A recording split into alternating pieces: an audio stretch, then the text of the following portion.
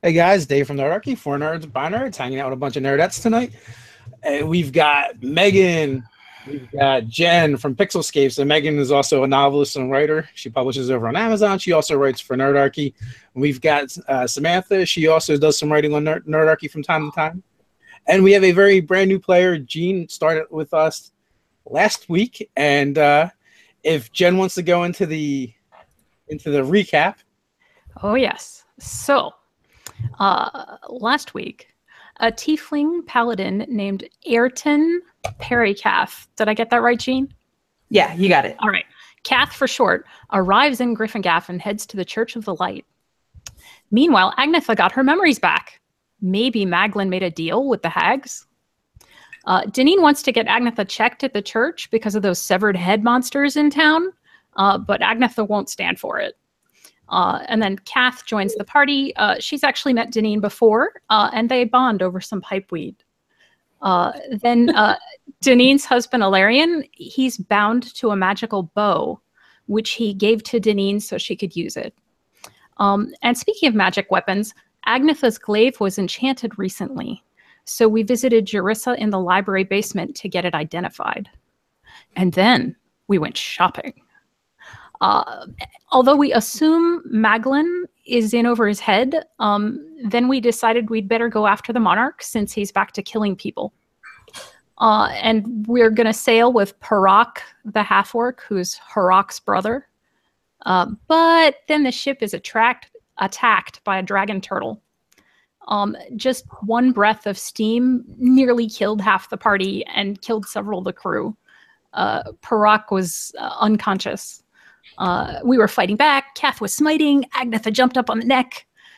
But hoping to stave off future attacks from this dragon turtle, Deneen and then Kenna try negotiating. It's angry about its dead mate. We didn't want to hand over Parak, the real captain. So Deneen convinced the dragon turtle that one of the dead crew members was the captain. And we also handed over all the cargo for additional appeasement. Agnetha did not approve.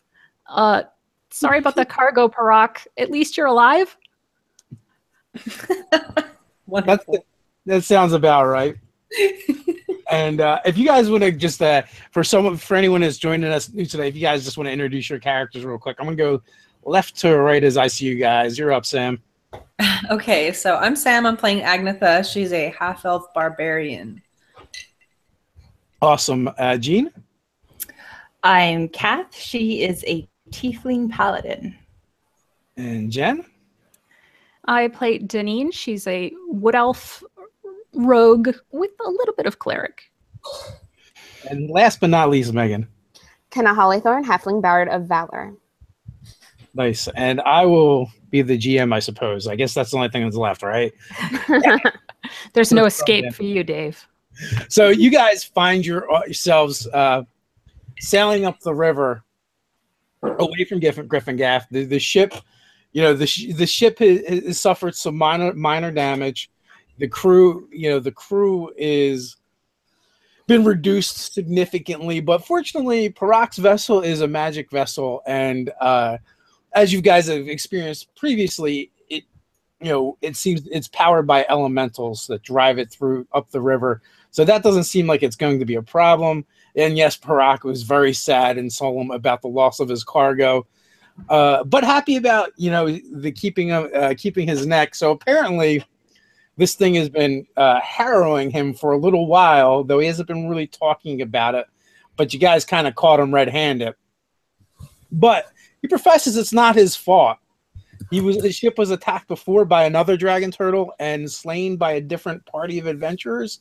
And really, he's just an innocent bystander in all of this. These dragon turtle politics, if you would. I was really wondering about that, Parak, because you said that these other people, that you were friends of Harak's.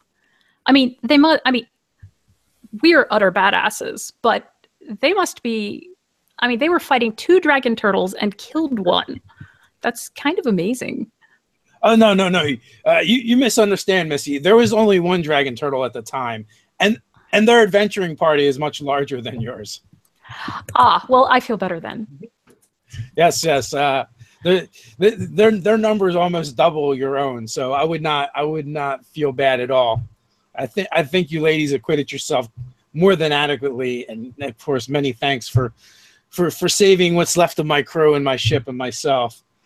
Hopefully that will be enough to appease the beast, and we will not suffer from it in the future. Hopefully. Just remember, if it comes back, you're the new captain. I'll throw you in myself there, buddy. You made me lose my cargo. Kind of pissed. Your cargo? Your cargo is all my stuff. Agatha is like everything that we had. We threw him everything that everyone pretty much had. Well, didn't. Him despair. Hopefully that dragon turtle will be too busy attacking Summer Star shipping to bother you again. We'll see. Oh yeah, that's right. You Summer Star shipping. I'm gonna have to remember that. Oh yeah. Well, that's Deneen's secret last name. So yeah. That's right. So you guys, sail up the river for the next day and a half. It goes uneventful. You guys are rounding the bend in the river when you begin the final approach to that little village. It's kind of out of the way. It's basically a nothing village. There's literally no reason for most people to go here. They sustain themselves mainly by some light agriculture as well as fishing. As you approach, a smell begins to waft to your nostrils. And it is the smell of death. Oh, great. Is this the village where Cindy and Liam and Angus live? Mm-hmm. It is. Or possibly lived?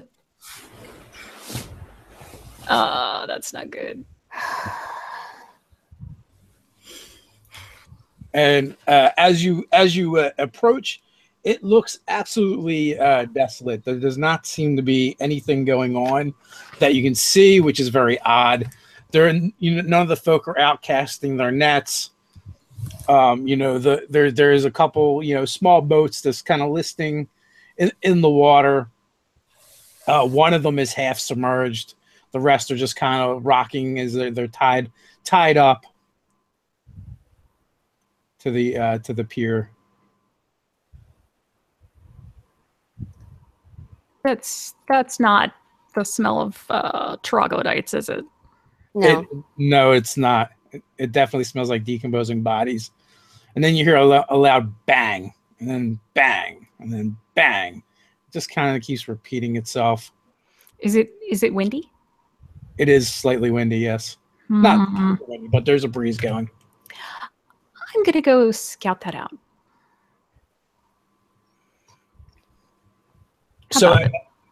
As you leap from the barge to the pier and go look, it doesn't take you long for your eyes to confirm what your ears already heard.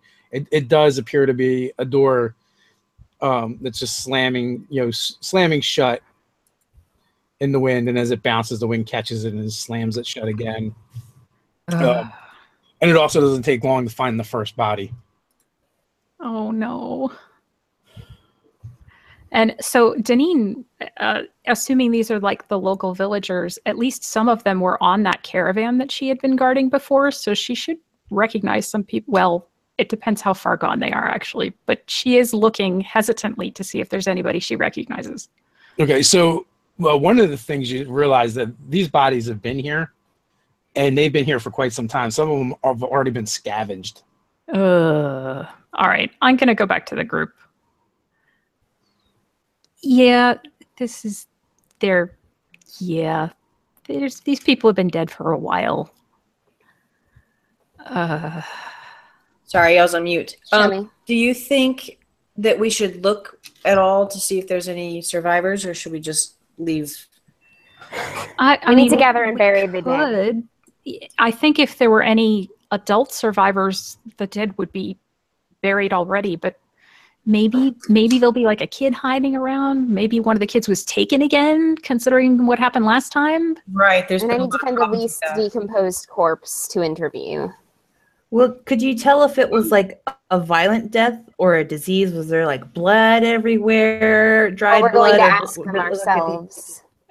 You're the medic, Kath. I don't know about that kind of stuff. They're pretty far gone. Something's been chewing on the body. Okay. Agatha gets concerned. She's going to say, I'm going to scout around for a minute. And is Monty with us still? No. Not this He's time. not with us? Okay. Okay.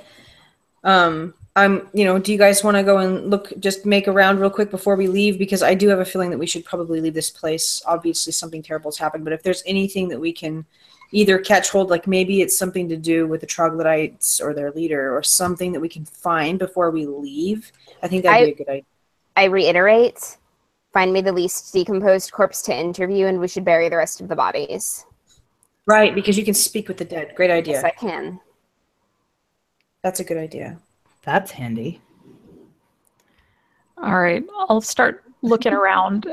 Should I call out to see if there's anybody still alive while I'm looking? I would probably be silent and just sort of see if you can look around because we practice something else. I'm going to start digging graves.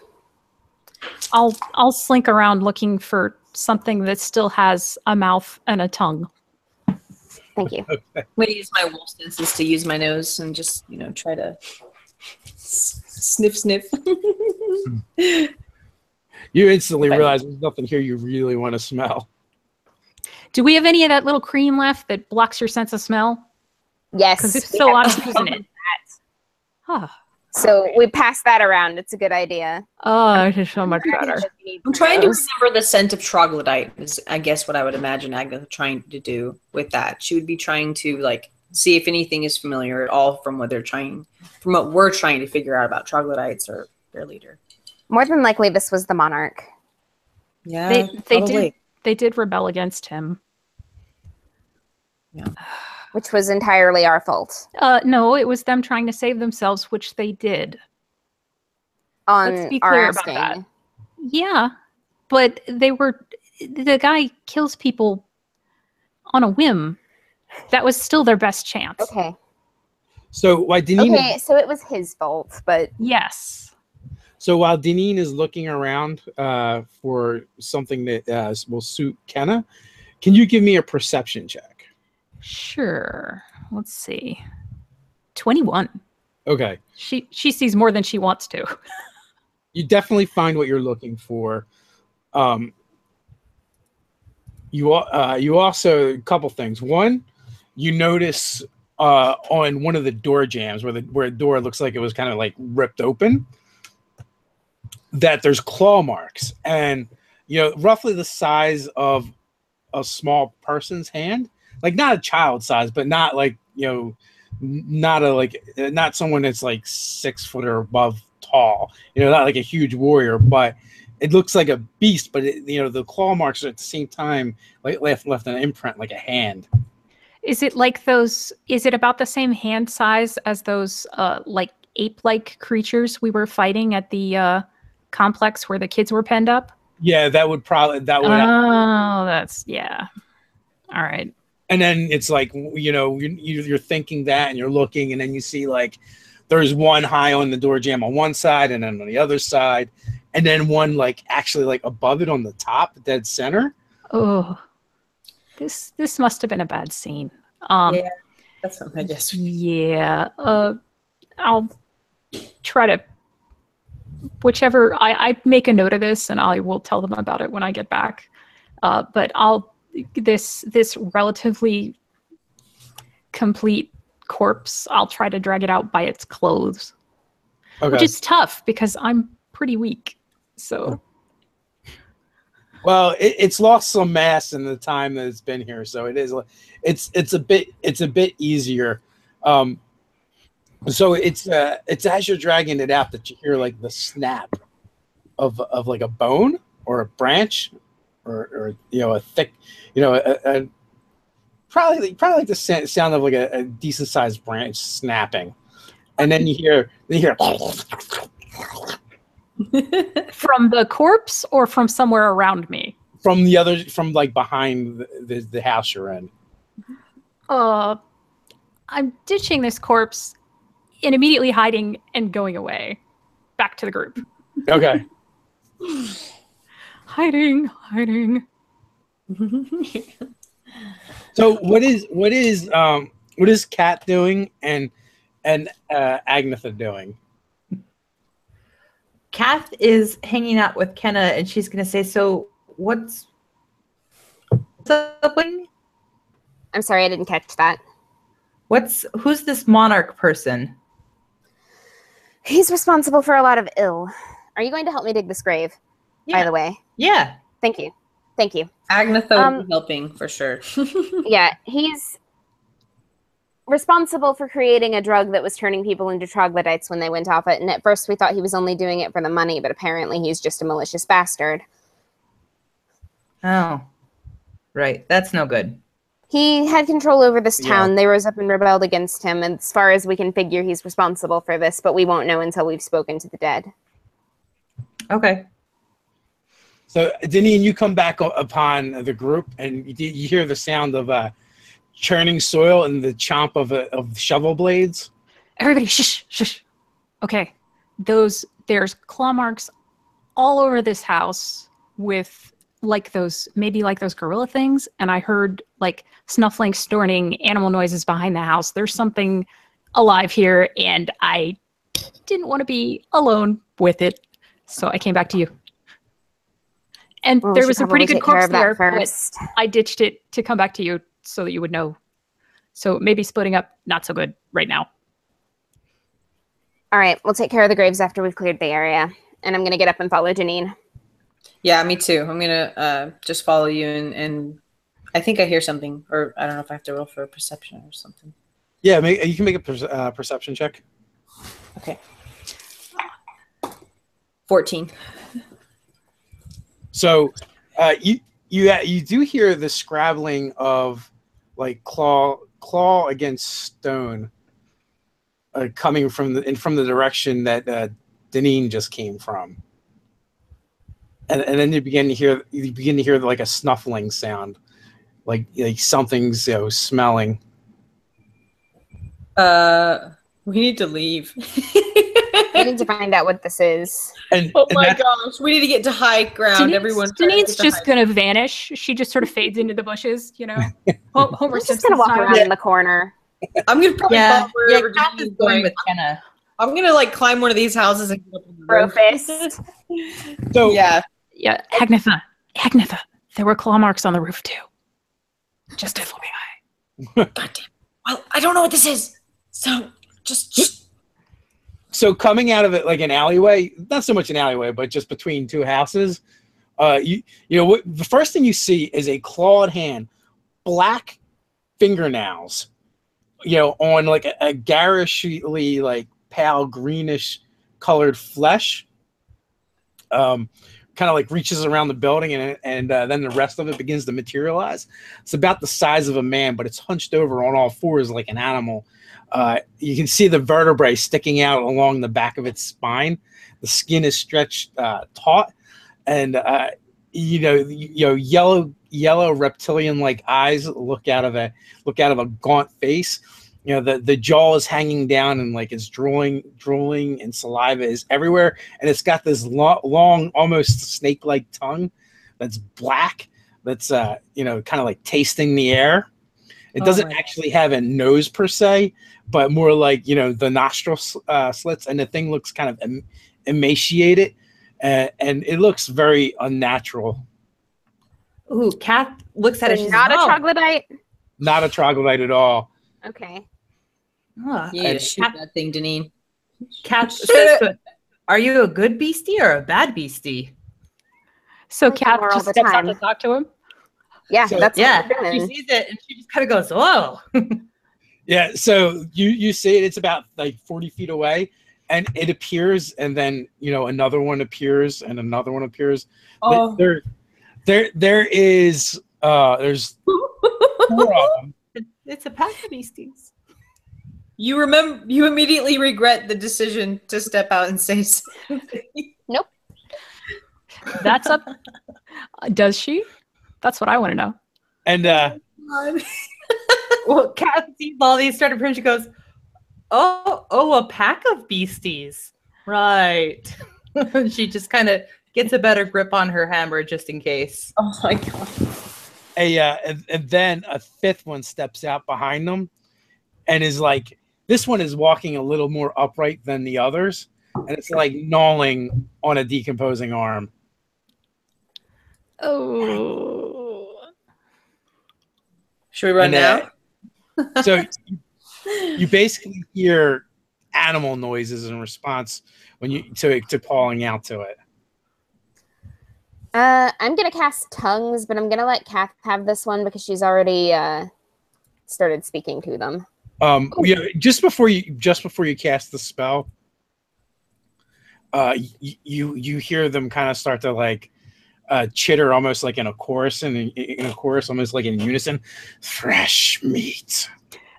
Blessings for everybody. Okay, never mind. Dear Ellie, please stop my friends from dying. Hugs and kisses, Deneen. Let's draw last breath instead. Oh. Yeah, so apparently it does very much sound like you would be. They do understand, and they do speak. Well, I think that's your answer, Kath. And they think you're Shall we food. then? Well, there's that part too. Yeah. Nobody's perfect. So apparently, someone put away all their D&D dice when they played Marvel Phase Rip. But fortunately, they're within close reach. So if you guys can, I guess, give me...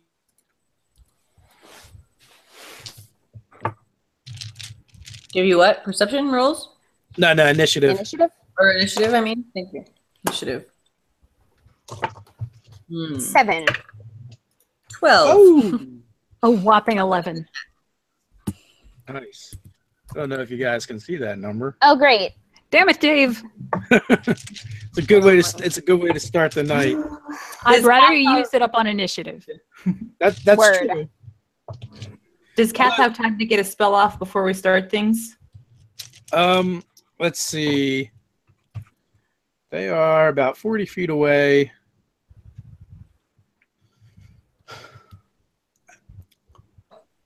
If not, that's fine. Just thought I'd ask. Actually, in some ways, you guys are kind of in luck. No, you will not get it off before they react, and they charge, bearing down on the lot of you, and they're basically surrounding the three of you now. But it took all of their action to get to you guys, all their movement. So the three of them, right? Yeah, the three of them. That's how I like it. No offense, gals. None taken. I know what I'm here for. Tank all the things. Sorry about that. No worries, no worries. So that being said, let's see. Did you guys put the initiative in the chat over here? Mm-hmm. Oh, the three of you have 12. Mm-hmm. Oh, wait. No, 2 of us have 12. Sam posted twice. Yeah, I see that now. So you can decide amongst yourselves who's going first. So Sam, I'm gonna cast a spell that will help damage if you want. If you I want have me an to go idea, first, so you okay? get that. I have an idea. I'm going to distract them and make them all run for me. And when they're super close, I'm going to use my new glaive ability, which is to cast a wall of thorns. I'm going to trap them, and then we can kill them. What do you think You of could that? absolutely try and do that. So what do you do? What are you doing to try and get them to go after you? Oh, you know, old tribal dances, flashing them like I like to do. Any sort of distraction. Agnetha! Anything inappropriate that will piss them off. They'll just be like, "What? I'm gonna kill her!" And then they run. Just- you know what? Give me an intimidation check, but not so much to intimidate, but to aggravate. Try to look delicious. Goodness. 16.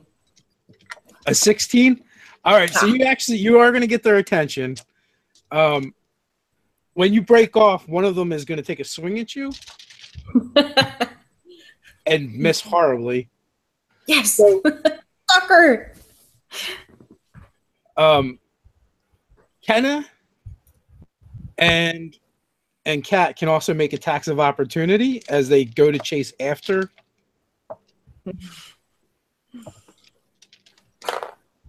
Boop. 19 to hit. That will do it.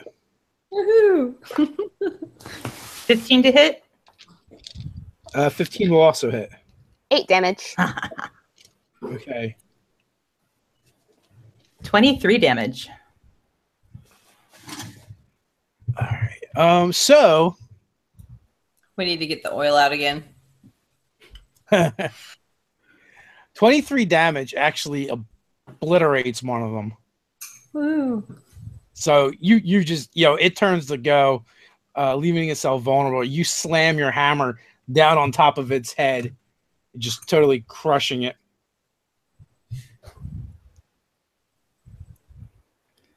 Little cloud of dust goes poof upon impact. So Agnetha, using so there's 4 of them. So what are you trying to do? Are you trying to hit them with it? Or are you trying to entrap them? Entrap them. So I want to get them all distracted, and when they're about all in the same distance together, I want to try to cast that. Okay. And entangle them in the thorns. Okay, so you're definitely able to do that. There's more than enough wall. So you guys, see Agnetha invoke her glaive. She slams the butt into the ground, and almost like Jack and the Beanstalk style, Yes. wall of thorns springs up on and forks and kind of like wraps around them, almost encasing them. There is a spot where they could get out of the top, but they're for the most part pretty much trapped momentarily. All right. So Agnetha also wants to scream out, "Get some oil if you can. Let's burn these fools." Ooh. So even though Deneen is supposed to be hiding, she sees this and lets out the tiniest little appreciative whistle. Nice.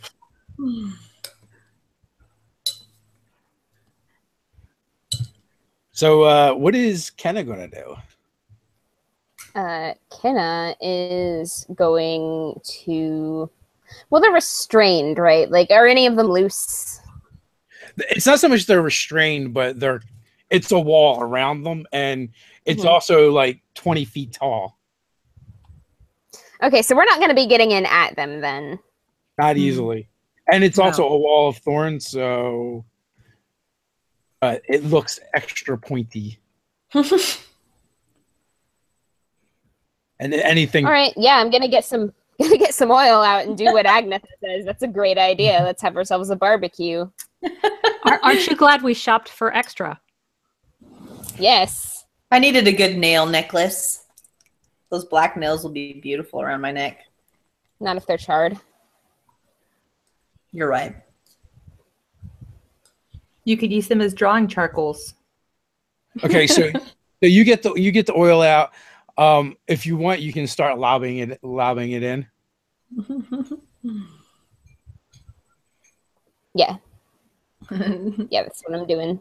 Woo! I'm gonna start dancing around and cheering you on as you do that.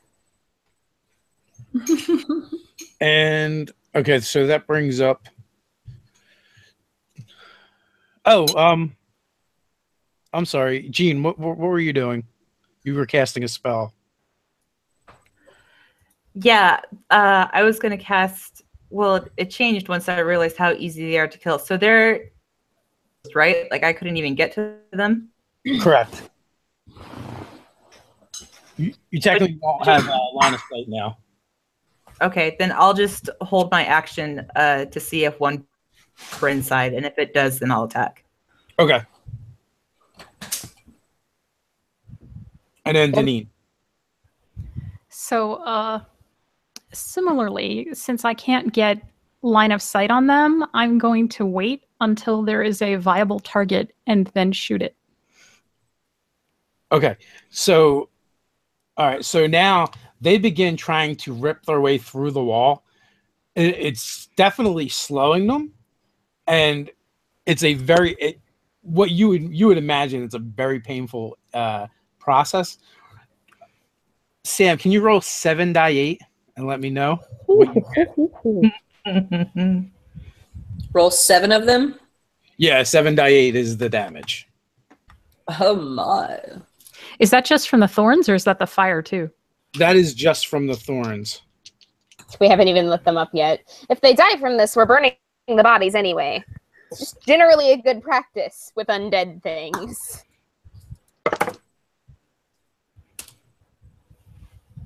Wow, that was terrible.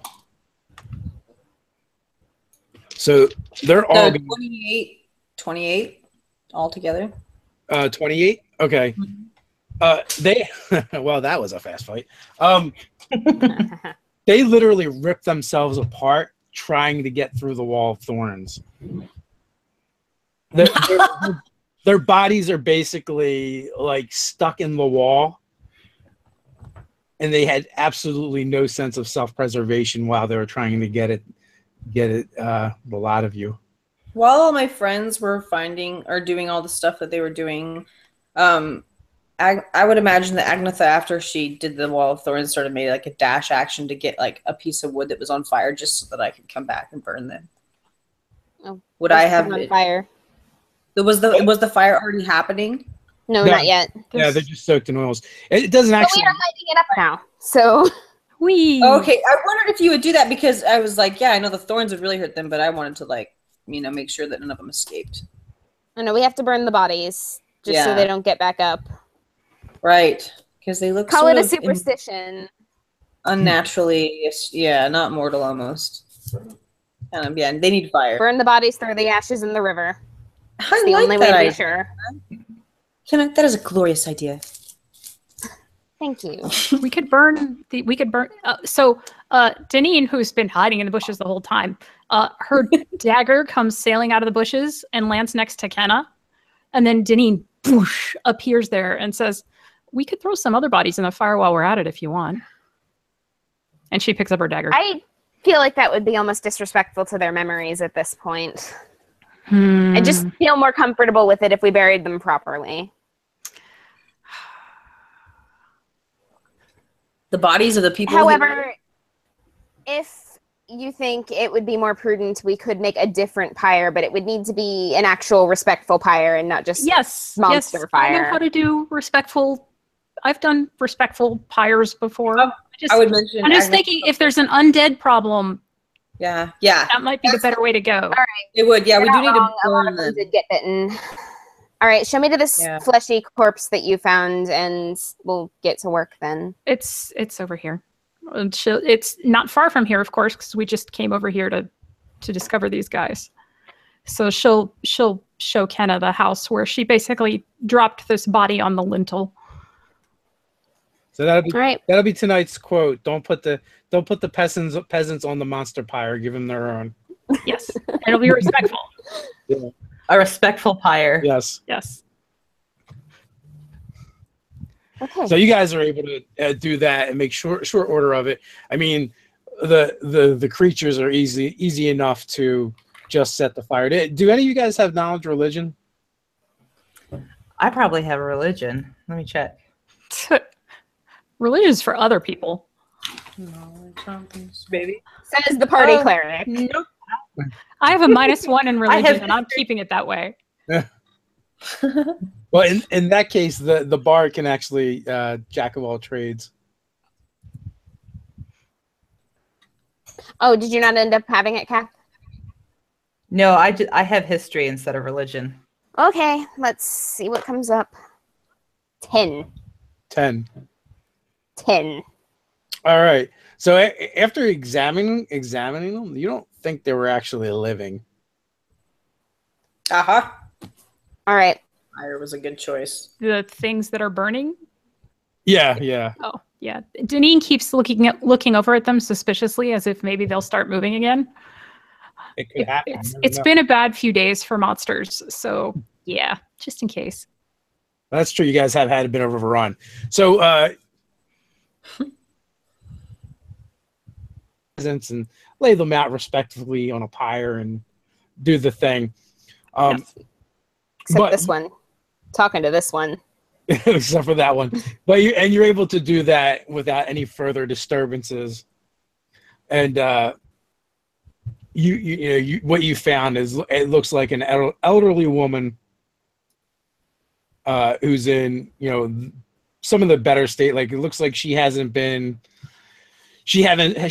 scavenged, and there's some decomposing going on. She wasn't in the found her outside. I mean, you found her inside, not outside. And it doesn't actually, whatever killed her, it didn't actually touch her when she died. It doesn't look like, she doesn't look like she's been chewed on or ripped apart or anything like that. All right. If anything, that suggests the monarch all over again. Mm-hmm. Well, we'll find out. Into poisoning. So, speak with dead. Let's see what's up. So the first question, how did you die?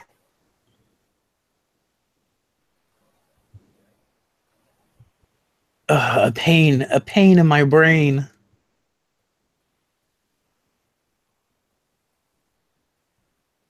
Did you see anything?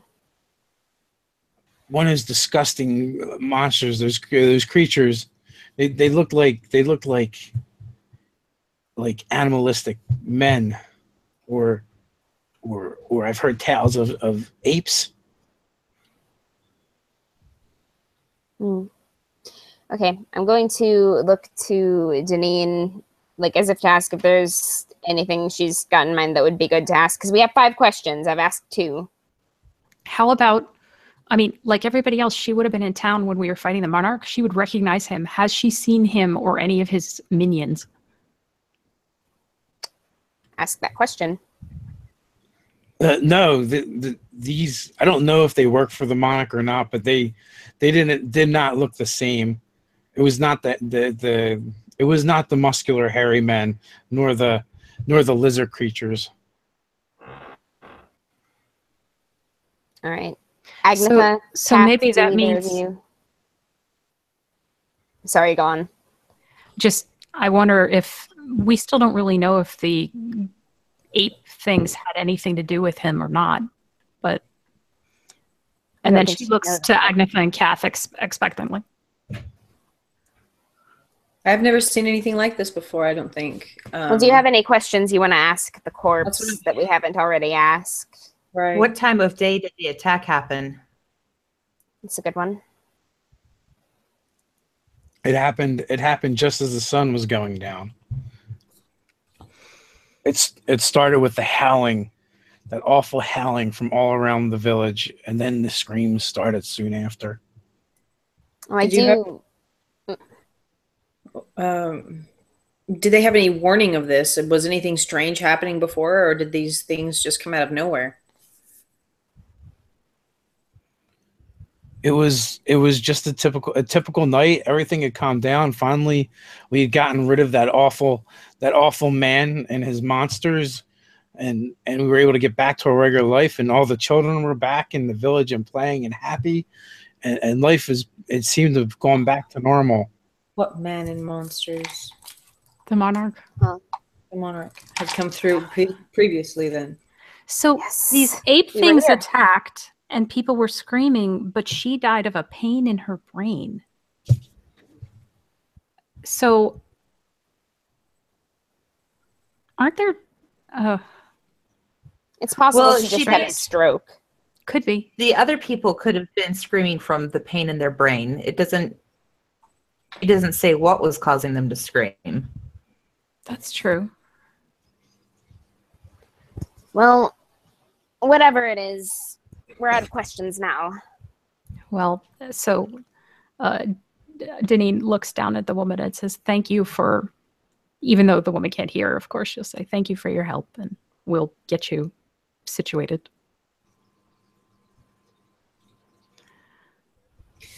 Well, we figured out one thing, that there was something going on previously before it happened. I don't know if it has anything to do with Monarch, but it sounds like it's got to have something to do with something he's either involved in or...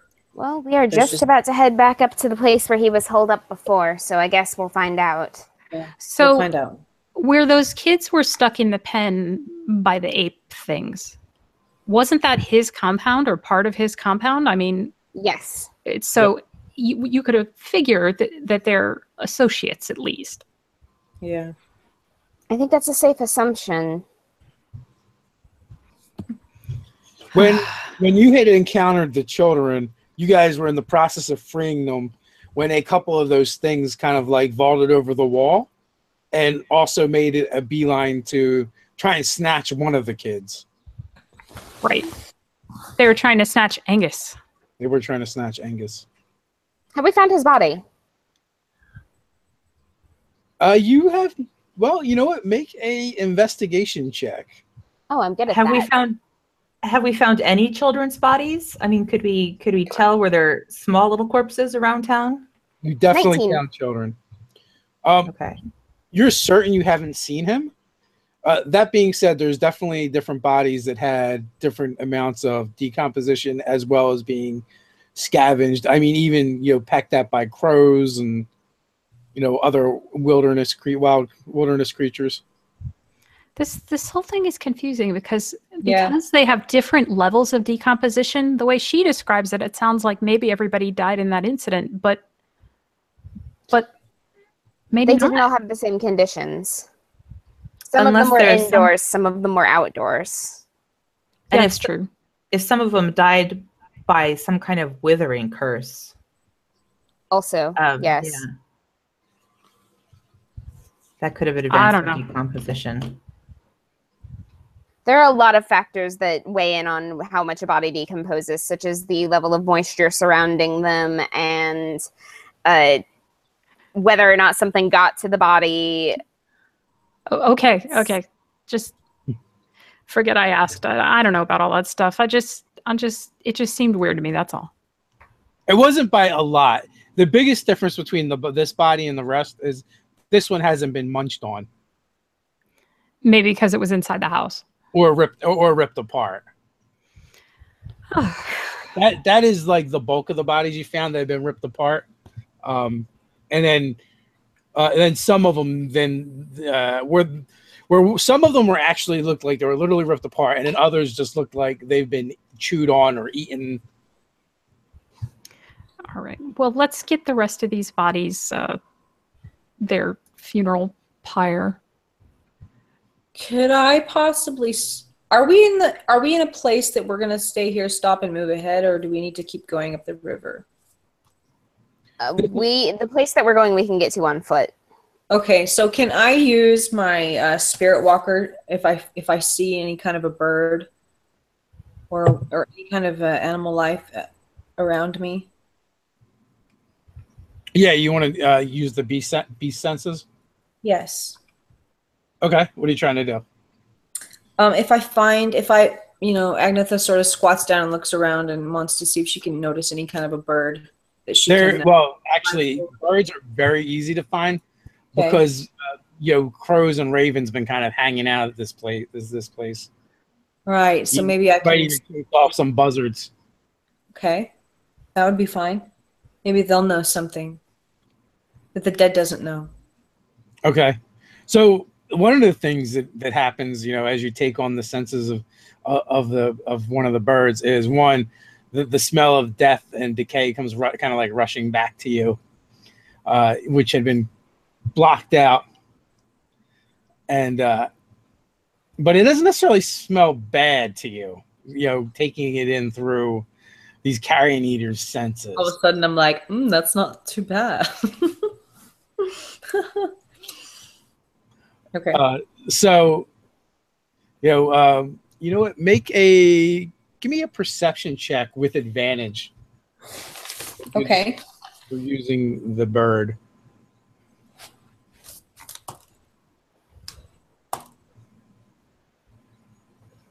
$23. Okay. You absolutely do find something. Behind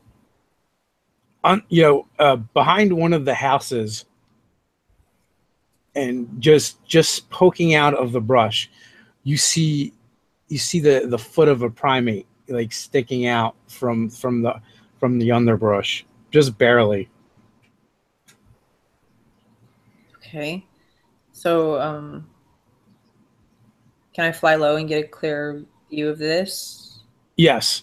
So you do, and you get a better vantage point, from one of the trees, kind of like above it, and it's one of those ape creatures. Apparently, someone was successfully wounded one, and killed it. Okay. It looks like it's been stabbed several times, and it looks like it kind of bled out and kind of fell here. Okay, so how many miles is it to this place that we need to get to? It was I believe it was like a half a day's travel away, where you to the mansion. How far can my commune with beasts travel, by the way? I don't remember. How far does the beast sense go? I think it's got a fairly decent range on it. Is once it's enacted, the biggest thing is actually having a beast close by to cast it upon. Yeah. What do you want to do?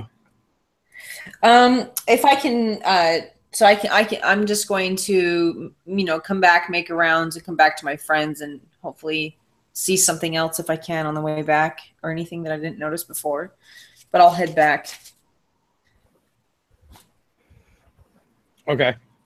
And this ape that she had seen is somewhere in the village here, under some brush. Yes, it is relatively nearby. Literally right on the edge. Yeah. And with this spirit, can I also ask if it's seen anything or if it knows anything, or do I have to just use it, or can I talk to it? It doesn't actually give you the ability to commune with it per se. It's more of gives you the the ability to see through their eyes. Yeah, it's like a ride along, basically. Yeah. It says that appears to convey the information you seek. So you're not talking about beast sense then. You're talking about commune with nature? Spirit walker is what it is. The commune with the beasts. So that's your ability. Isn't that what I'm talking about? No, is this different? So it's actually going to be an eagle or some kind of a bird or something. I guess I was confused with that. That's the beast sense then, not the spirit walker. And that's more like what I was thinking. You can see through their. Okay, got it. I think I confused that dyslexic moment, but that's okay. At least I figured that out, and maybe again in my other turn I can use that, and that might help us.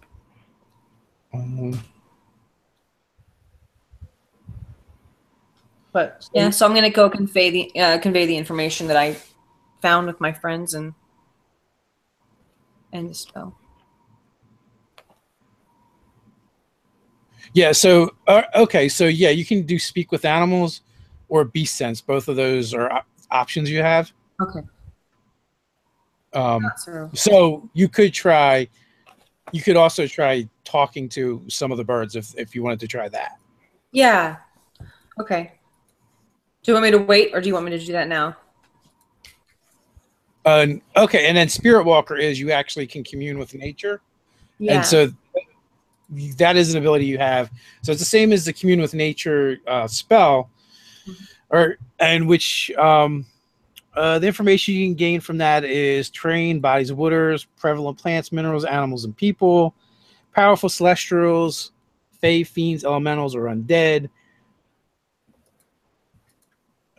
Influence from other. Ooh, even the undead. Right. You get to pick which questions you're asking, basically. So kind of like what Kenna had. Yes, but you get to ask nature instead of the dead person. So you get to learn 3 facts. Okay, that's cool. And that is up to 3 miles. Oh, that's what it was. Commune with nature. That was the spell. Yeah, okay. See, that's helpful. We might be able to use that.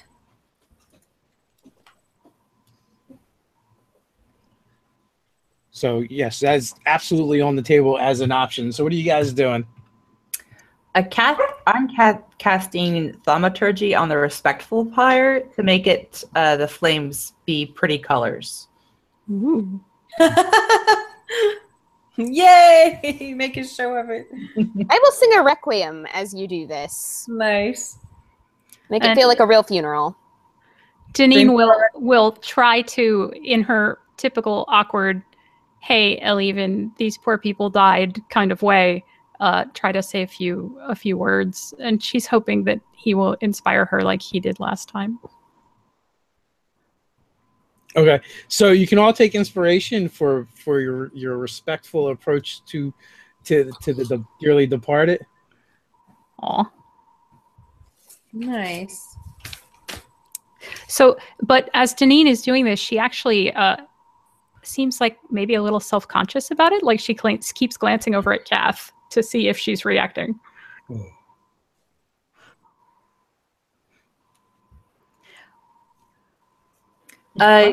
Kath catches her looking at her, and she looks back at Kath and goes, "What?"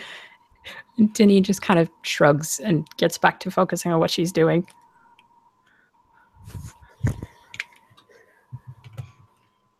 So we're sitting around having a barbecue, basically?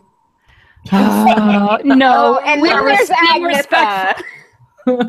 And the respect has left the building. Yes. All right. We What probably we're doing is should making move on a giant pillar of smoke and alerting everyone in like a 20-mile radius that we're here. That's what we're doing. Twice. Hey, I was But in it's favor of worth just doing. burying them. But it's worth doing, so. No, undead. I'm not camping here with a bunch of people that were potentially killed by undead when there's roaming undead. Yeah. This is the way to go. All right. We should probably get moving, though. I mean, if anything, the smoke will still be here. It's not like there's anyone left to burn if anything catches on fire. And if they see the smoke, they'll come down here and we'll be okay. We won't be here. We just Exactly. keep moving. Yeah, I think that's the best bet. So let's just, continue on our way. And like I said, yeah, there wasn't much else that I saw too far ahead of us, about 3 miles. So we're at least good for that amount of time and distance. So I guess the question is, are you going to do the commune with nature? Because you said it right. I was actually wrong. You said spirit walker, and I misinterpreted what you meant. That's okay.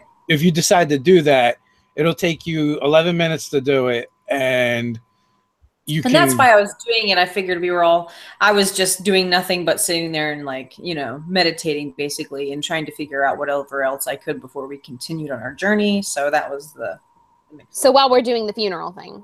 Right. That's what I imagined. Yeah. So since I already said it, we'll say the beast census thing happened. You found the body. You know where that's at. And then you can further commune with nature, and you can gain 3 facts of your choice about the area, about the terrain, bodies of water, what kind of plants, minerals, animals, or peoples are around. You can look for powerful celestial fiends, fae, elementals, or undead, or influence from other planes of existence. There we go. We could ask the birds maybe if they know of any unnatural energies or magics in the area. So that actually comes back with a positive answer.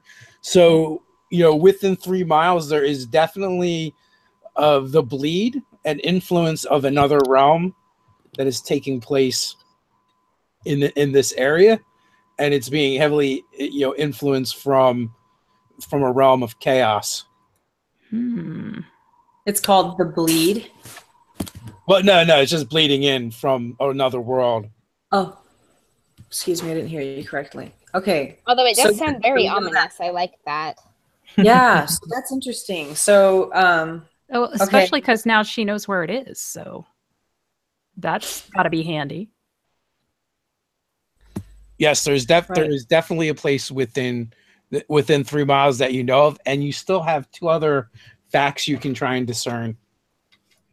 Right. Okay, so there's unnatural things happening here, and I'm sort of conveying this to my friends at the same time and letting them know what the beast is or what the bird is saying. Is there anything you guys want to ask?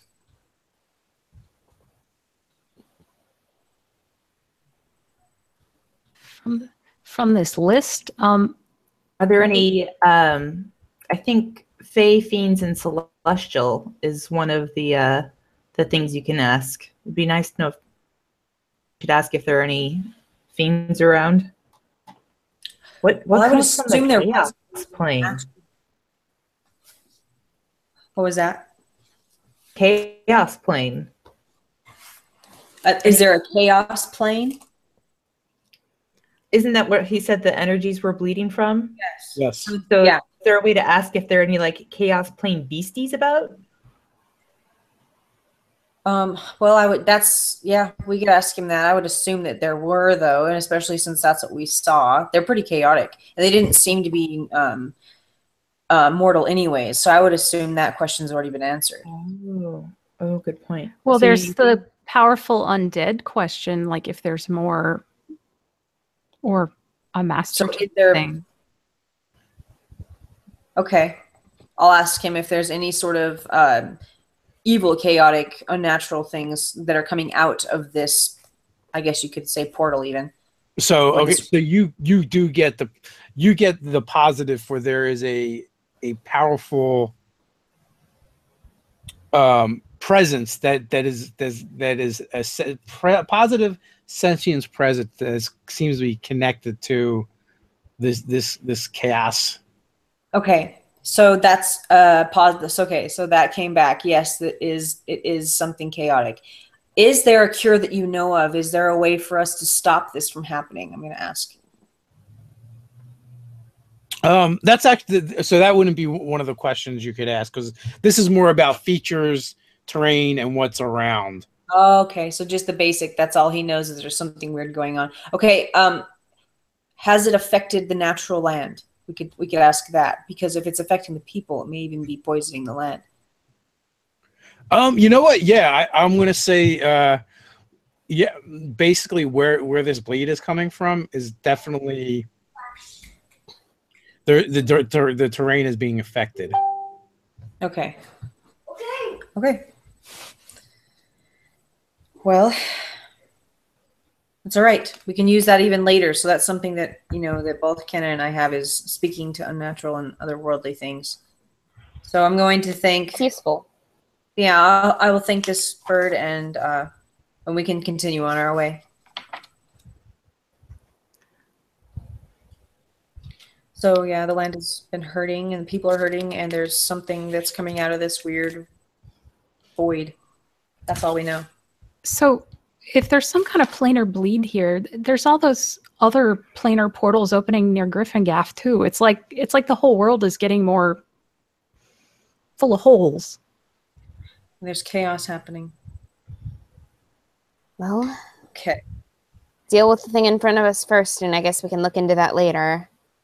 So we're gonna talk. Sorry, go ahead. Well, there's that ape over there. Yeah, do you remember if that thing spoke the first time? Yeah. We should probably just kill everything and burn everything right now, since there's weird stuff going on. It's already dead, and I could try speak with dead, but I don't know if it actually spoke. I don't recall it doing that the first time we ran into one. Well, let's at least look at it. Didn't you say that the troglodytes had like some kind of control thing in them? Like, couldn't we at least check for that? That's an astute observation. Janine is all proud of herself. So you examine the body, and the only thing you find is the couple of wounds, and it definitely, it's like balls are soaked in like dry, well, not soaked, I guess it'd be caked at this point in dry blood, but you don't find anything like that on it. Oh well, it's worth looking. Well, I'm ready to go on if you guys are.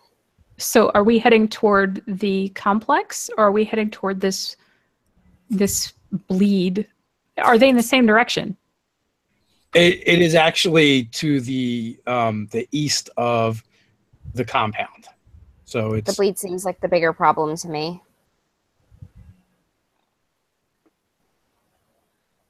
And the compound will be there when we're done. I'm not. That's fine. I was just trying to figure out where it was in relation to all this. Oh, I wasn't trying to argue with you. I was just giving my 2 cents about which way we should go. Sounds good to me. I mean, not good, but viable. No, I get what you mean. So do we need to... Okay. All right, go ahead. I was going to say, do we need to stop and make camp somewhere then? No, we're Soon? good. Anyone need to rest or heal or anything like that? No, I I've think used the last- one spell and none of us got hurt, so... Okay, yeah, and in between what happened last time, we're probably all healed from whatever happened last time, right? yeah. We were on yeah. that boat for Yeah, it days. took us a couple days. Yeah. Okay, awesome. So you guys basically you kind of end up traveling in the direction of the manor that he'd been using as a hideout, and that's like it's like the only road in this area. And then, but before you get there, you end up kind of having to go off into the wilderness, into the forest, in order to get to where you detected the presence at, and the forest gets older and more primeval as you go. There's been less influence of man and people as you guys get closer and closer. So, are you taking any specific precautions? Is Deneen going to scout? Is there anything particular you guys want to do? I would say, a couple of us could sort of scan the outskirts of the trail that we're on, like stay close together so we know we're there, but keep an eye out, maybe space out just a little bit if we're in a really bad forest. Or when we stop to rest, I can even use my my beast sense to sort of like become a wolf. If I can find one or see one that I can touch, I can actually use its senses for an hour while we're resting. So whenever we want to do that, it might help a little bit. And then while we're traveling, I do think Deneen would be interested in, scouting. If nothing else, she feels safer when she's hiding and feels like she knows what's going on and other people don't know she's there. So that sounds like a good default for her. So it doesn't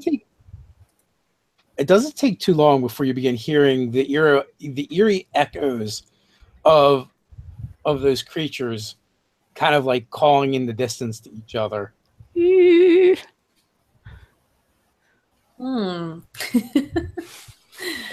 It's like a kind of a combination of a bark and a scream. You want to pass the rollies now or later, gents? Does it sound? It sounds like a lot. Does it? It sounds like there's a few of them. Yeah. What? Stops. Nice. But it seems to be off in the distance a bit still. I give Dave inspiration for his ape imitation. They're like out in the woods bumping chests. Yeah, they're all like bro baboons. That's exactly it. We're gonna call them broboons. That's gonna be their names. That doesn't make them less scary as far as I'm concerned.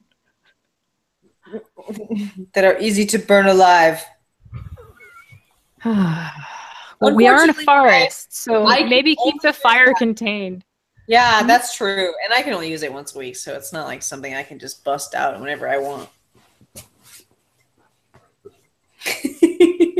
We'll find another way to get those are you gonna go? Is Deneen going to slink off ahead? We all hear this, right? Yeah. All right. It's reluctant, but I volunteer to go figure out where they're hanging out, maybe the best way to approach it. So is this close to where this rift or bleed seems to be?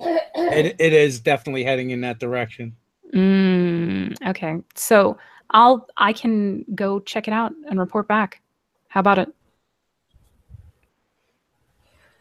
Just be careful. Come back alive and in one piece. That's kind of my thing. So I know it is. All right. Excellent. We've got another paladin here. Do you want me to help you at all? Or you're probably sneakier by yourself, though, right? I'm pretty sneaky in the woods, especially. All right. I don't really like the woods, but I'm pretty good at them. So that Worst wood elf ever. Hey. You have your standards. You know I love you. And I have mine. You crack short jokes. I'm allowed to crack some wood elf jokes. It's good. I'm going to warn you to be careful of the spiders that might be bigger in this area. Great. As a way to get you to come back sooner. Yeah. Okay. All right. So Deneen will creep off into the woods. All right. Oh, stealthily. Very stealthily. What is your stealth check? If I use my what's it called? Where is it? I'm not used to it because I changed the sheet here. If I use my supreme sneak ability, my stealth check is 30. Okay. So yeah, Deneen almost basically turns invisible in front of you guys. Totally the Homer Simpson thing as she fades into the brush. So you go off ahead and you start to see them in the trees sitting up above on thick branches, and they're around. They seem to be formed in a circle around an area that is mostly overgrown, but clearly there used to be something here before. You can see work stone like jutting out here and there, as if the ground was covered in cobblestones at one point, or some kind of stonework. Huh. And then you kind of see like almost like a finger raising up from the ground is this ebony obelisk, and it's carved with these lime colored runes, like almost like fluorescent green, but kind of like an eerie hue to them in this obelisk. And you can actually see there's a spot in the obelisk where it's kind of hollowed out, and there's like almost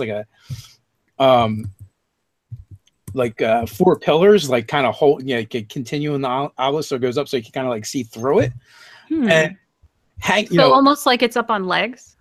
Yes, exactly. Like it comes up on a pedestal, then it's on legs and kind of continues. Oh, or also kind of like other fingers around the.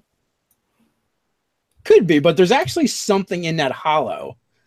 You see chains. It looks like chains, but at the same time, it also looks like it's made of the same material, and you can see they're etched with the same runes. And dangling from those chains is a small figure. There's also ones like clasped around the his ankle. Oh. and you can see it every once in a while. The small figure kind of stirs, and the chains just rattle a little bit. And when that happens, the creatures seem to react to it almost excitedly or with glee. Creepy. Oh, does this by any chance, does this small figure have hair the same color as Angus? Yes, he does. Oh. And the longer you watch, you can actually see that there's the runes and the etchings kind of pulse with an energy to them, and you can kind of feel it rolling out away from this obelisk. It makes you feel a little ill. This whole thing makes me feel a little ill, but it also makes me feel a little angry. So I like shoot a glare up at some random ape just on principle. And then you see someone step from behind that was obscured from your vision before, and it's you can't tell what race they are because they're wearing robes that obscure them, and the hands are covered in gloves. And as this figure steps around the obelisk, almost tenderly, almost lovingly, he kind of like caresses the boy's head. And give me a perception check, DC 15. Ooh. All right. Is that a... No, it's not. It's not an ability check. That's a skill. Okay. 23. Oh, yes, you're absolutely... Janine is looking like really hard. Yeah. So it's not so much what you see, but you can hear the figure murmuring softly to the child. Good little one, my master is pleased. You're doing well. And then, almost like unconsciously, Angus kind of flinches away from the hand.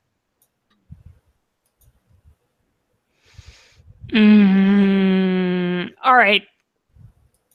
This is a situation. I'm going back. Although I'd really love to just start shooting. Probably not the best idea right now. So I will slink back to my friends. And by the time she gets back, Janine is just like quivering with... She's clearly very upset. What happened? So there's a giant, super evil looking obelisk, and they have that little kid Angus chained up in it, and there's a guy in a robe, or somebody in a robe, has a master who is pleased with this whole scenario, and the apes are all around in the trees. Oh, how many? About a dozen. That's what I saw on this side anyway. So about 12, that's 3 each, and then the guy in the robe, we can take him. They've got Angus chained up, and he's clearly powering this thing.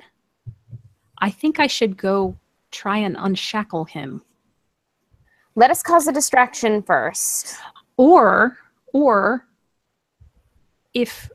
I guess there's no chance of us all sneaking up there. I was just thinking I could because it's in sort of a... You said there's a lot of vegetation, right, Dave? Yes, it is. But it's still clear enough that I could see it from the tree line, so they would probably see me if I went up to this obelisk. Yeah, it's like a 30-foot clearing. Okay. Invisibility. And I can teleport over there with the dagger. And even with your observation, it actually looks like everything that's natural around that obelisk is almost like trying to push away from it the way it grew. So it's like repelling life. Ugh. This is bad. Yeah, I could turn you invisible if you wanted to try it that way. I think it would be... I think the sooner we get him out of there, probably the better. Because it's like he's powering this thing or something. Not good. Well, if there are locks that a person can spring open, we all know you'll get them open within seconds. So what we really need to know is what you want us to do. We don't want them to hurt him if we cause a disturbance, but that might also give you the cover you need to get in there and get him out. They need him. I don't think they're going to hurt him. All right. So we get in there, we start causing all kinds of hell. You get the boy, and Bob's your uncle. Yep. Sounds good to me. Agatha's she's ready to kick some ass. Before you go, Janine, I grab you and I cast protection from good and evil on you. Ooh. Janine Don't sort of forget feels we all the inspiration, so let's use that. Janine sort of feels the hair on the back of her neck rise at the magic. Ooh. Oh my goodness. It's good stuff. So that grants you, let's see. So anything that's an aberration, celestial, elemental, fey, fiend, or undead has disadvantage on attack rolls against you. You can't be charmed or frightened or possessed by them. It's good stuff. Yeah, that's lucky Thank for you. Kath. You want it too, Agatha? Oh, yes, please. All right. Since you're going to be up close and in the fray. Dave's laughing now. I'm afraid. He's going to do something. It's never a good sign when the DM laughs. He's like, oh. It's the best. I don't know what you guys are talking You about. sit back there and you really smirk at us when you're about to do something. No, more than anything, I'm laughing at a paladin casting spells. Or should I say casting Yeah, that's true. She's like, "You're awesome! You're awesome! Just cannot touch you." Exactly. Yeah, she's like an awesome priestess, warrior lady. Yeah, I'll just say I'm not used to seeing paladins cast spells. That's actually one of the... So wait, is it a spell then? They are pretty smite happy. Yeah. All right, so Deneen, you're gonna go up there first. Oh yeah. Okay. How far away is everyone gonna kind of hang back? Like, what is the plan for everybody? Well, we said we were going to cause a distraction. We're going to cause a distraction, or at least I am. Oh, I can cause a distraction. Oh What do you got in mind, Kath? Make an earthquake, some booming thunder. What do you want? How about a little booty? We could do the mooning thing. Distract people. Oh no! Joke now. Now we're just gonna moon everyone. Agnetha, I can amplify your voice so they could like really hear you when you say "suck it" and moon at them. Yes. Fun and loud. Agnetha really likes your character already because She's Good. You're all trusting me. finally a good drinking partner. Whoa. I'm going to step aside and get ready to greater invisibility while they're drawing things in, so that I can like come in behind them and start hacking. okay. Right So Kenna's going to be invisible, Yeah. and I'm teleporting over to Angus during your distraction. All right, that's awesome. So we can get them from the front. You guys can get them from the back. Okay, so That's what she said. Sorry. I was waiting for the Michael Scott Oh reference. my! Well done, sir. Well done. So the tiefling and the half elf are kind of like making themselves known, and so the things start howling and looking at the two of you guys. So Kenna and Deneen have surprise to do whatever you guys want. It's going to be initiative between the baboon creatures and the robed figure. Oh, Deneen, What? I got a natural one, so my initiative is 6. No. I have a feeling. She's clearly overwhelmed by the situation, No. and she had to take. I think she had to take extra time to focus, since she's chucking a dagger toward a child. So dang. that's why it's going to take a little extra time. Well, that being said, you still have the surprise round, so you still technically will go first. Yes. Well, then that's the plan then. And so you and Kenna will both be able to act outside of the initiative order. So, well then, Lucky. well, Kenna is not part of the distraction. I need the distraction before I go over there, so I'm going to have to ready to go over there once they're distracted. Yes. I'll use my booming right. voice, and then that will be the distraction, right? So essentially, this is how it kind of plays out. They go over, start their shenanigans, and then initiative happens. But you guys can act outside of that because the other side is unaware. Right. So basically, they would get advantage each. Would that be? What would you do? You roll twice for that. So what Deneen can do is throw her dagger DC 10 or AC 10 to put it where she wants it. Oh, well, that's 29. So, Okay. yeah. So I want to be right next to one of these chains so that I can immediately try to figure out how they're hooked up. Okay. So Like, is there a lock? you were right next to the chains and right behind the right behind the robed figure. Oh, he's still standing there? Yeah, he's I'm going after him. Oh, well, Shake him! Shake him! I didn't think I'd be okay. this completely changes what I was planning to do then. Ooh. I don't know why I thought he wouldn't be there. Okay, well then I'm chucking it at the robed figure, and then I can teleport over to him and gut him with the other knife. Okay. Well, the 29 will absolutely hit. Yeah, that's 28 damage. Ooh. And then the other dagger is 17 to hit for 4 damage.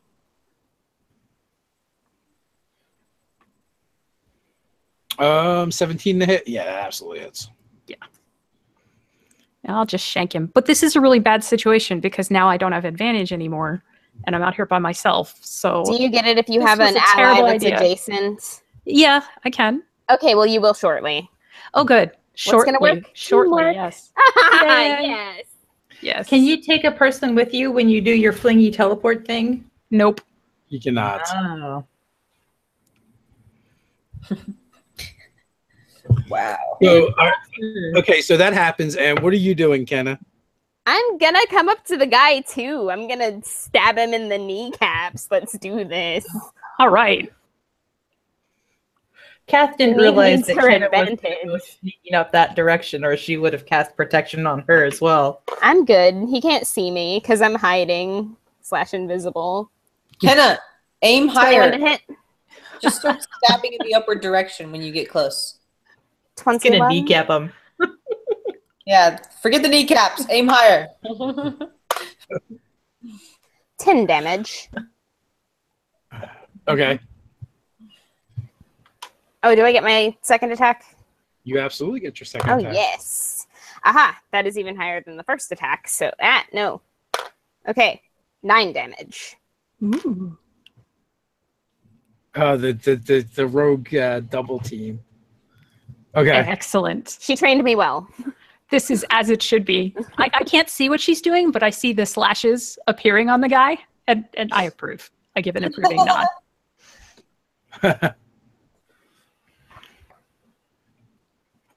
Okay. All right. So you guys have both went. Now we drop into actual initiative.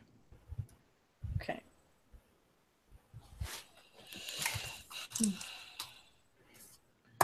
All right. Well, that is going to. What did you get for initiative, Sam?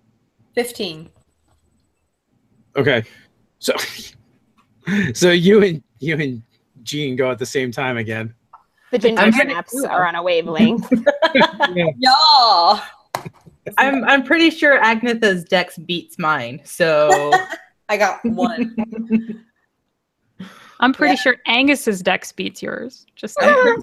pretty dexy, so dexy and smexy. That's what All I- right. So Agnetha is up. What is she doing? Okay. So I've been mooning these guys and making attention and, distracting, right? So now that this guy has been stabbed, everyone around is probably freaking out, I imagine. Right? Yeah, the monkeys are howling. Oh my gosh. I'm going to have to kick monkeys and slice them. How far away are they from me now? They're in the trees, so you could probably reach at least one of them. Oh, great. Okay. I am going to look over at my friend Paladin and just be like, yes, and run into the darkness and start hacking and slashing until we know what to do from there. Since that's my skill. Okay, and I'm going to rage attack, and I'll just use my savage attacker. See if I can roll better here. Okay, here we go. 19 is pretty good. 19 to attack. Okay, they'll absolutely hit.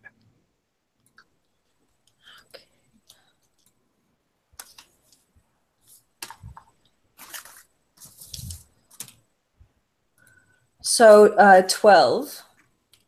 And then my second attack is a 16. Yep. With 10 damage. All right, so your glaive lashes out, and I believe it's got to make a dex save, which it's fine on the first one, and good on the second one.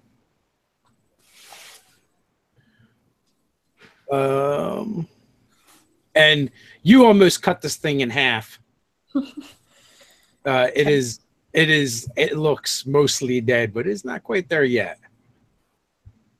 Okay. Can I make it my dash action? Can I sort of just, head for another one for my movement? Can I go after that other one that's probably running towards me? Yeah, you can move. Okay. That will be my movement. Okay. So, Cat is up. I go up and I play cleanup after Agnetha, and I attack the one that's mostly dead. And slightly alive. Yeah. For now. Does 15 hit? What was that number? 15? A 15 does hit, yes. All right. You hitting him, he dies. It totally obliterates it. For 17 damage? Yeah, it's totally gone. All right, then I'm keeping pace with Agnetha so that she stays in my auras of protection and stuff. So I'm going to walk up and wail on one so that she's still within 10 feet of me. Okay, you can absolutely do that. Awesome. We're so awesome together. Yeah. Okay, I just need to get this out of the way. Since Kath is attacking, it's hammer time. I'm sorry. So as she brings the hammer up to swing, it leaves this little ribbon of dust through the air wherever it's been. I'm going to spend my inspiration because that was a super sucky roll. Does 12 hit? 12 does hit. For another whopping 9 damage. Okay. So yeah, you definitely crunch some ribs, but it kind of hisses at you. I hiss back. And I make my eyes glow. Nice. So that brings us to Kenna. Yes. Question. This guy, is he magey? Does he give off a mage-like vibe? Do I suspect that he is a caster? Yeah, probably. Okay, let me check something real fast. That's the thing. Bathrobes always mean magic. Yeah. Yeah. Bathrobes. Is that because you want to cast silence? Is that what you need to check? Yeah. I need to check if that's going to make me turn visible. I mean, I'm going to do it anyway, but I'm just looking. No, it won't make you turn visible. Oh, good. I'm casting silence. Because you have greater invisibility on, so attacking doesn't. Yeah, but it's a spell, and I don't know if it's concentration. Oh, that is a different matter. Yeah. Okay, so I'm going to look it up. All right. I've got it right here. Oh, good. It is not concentration. Oh, yes, it is concentration. It's concentration. I'm sorry. Greater invisibility? Greater invisibility is absolutely. Okay, yeah, okay. So I go visible when I do this, but that's fine. I'm casting silence anyway because this fricker, nah. Silence. And that's my turn.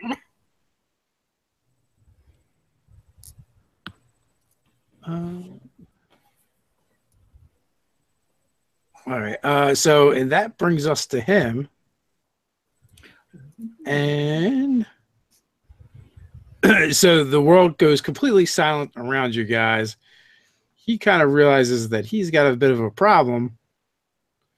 And he's going to have to kind of deal with that.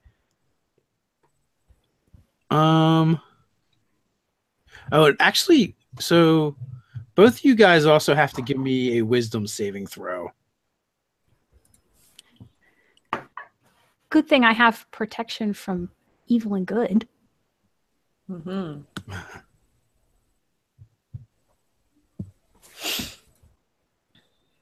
Oh, that's really super bad.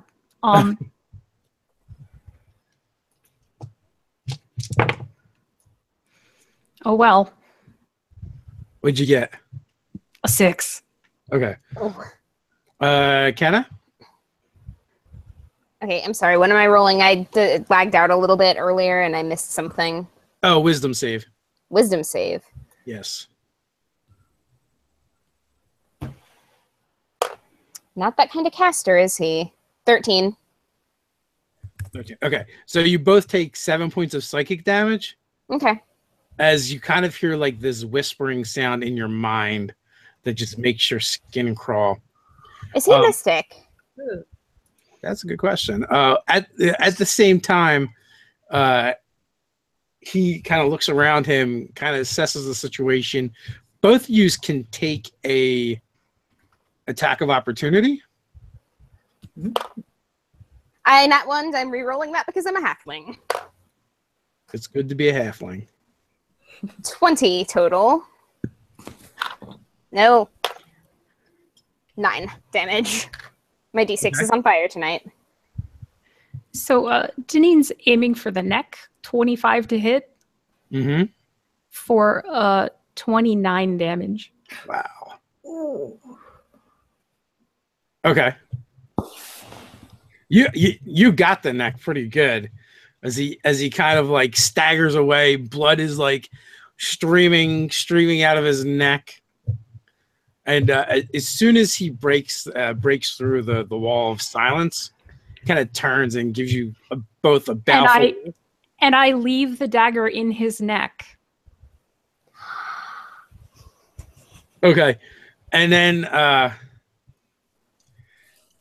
you hear a popping sound, and him and the dagger vanish. Ah! Maybe that was a bad idea. What's the range on that thing? That wasn't your good dagger, was it? It was my good dagger. We'll try it. But I can recall it. I can recall it. Okay, good. Oh. It was worth it. So then the ape creatures begin circling you guys. At least the ones that they, well, I guess they can see everyone now. But so there's 11 of them. And let's see, who's going to be the odd woman out? Sorry. What was that? The TV just suddenly started white noising on me. Nice. Okay, that's weird. Your house is possessed. Poltergeist. Oh, have I ever told you about the creepy cat? I'll tell you after the game. Oh my god. Now you can't say something like that in front of the live audience. Now you've got to put it in a comment on YouTube later. I will put it in the comments on YouTube later. Thank you. There you go. It's going to be an open loop. So I'm going to need 4 saving throws from Jean, Deneen, and Kenna, and 3 from Agnetha. Wait, 4 each? Yes. Okay, wait. What kind are we rolling? What kind of saving throws? You are all being assaulted with psychic energy, and it's a wisdom saving throw. Rand. Okay. 19 this time. DC 11. DC 11. Yes. Okay. All right. Agnetha, you have a +3 bonus to all your saving throws because you're in my aura. Wonderful. Thank Sorry, you. which you said wisdom saving throw, yeah? Yeah, wisdom save.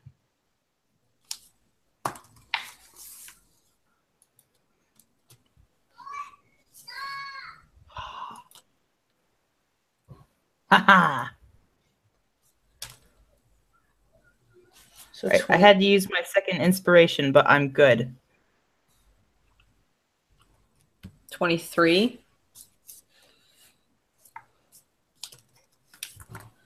So Kath passed all 4 saves? Yes, sir. Okay, so you're assailed by this psychic energy, but you're able to actually kind of shake it off. What about Deneen? What was the DC again? 11. Okay, I flunked 1. Okay. So you're actually stunned right now. Yeah, that part hurts a little bit. And we'll take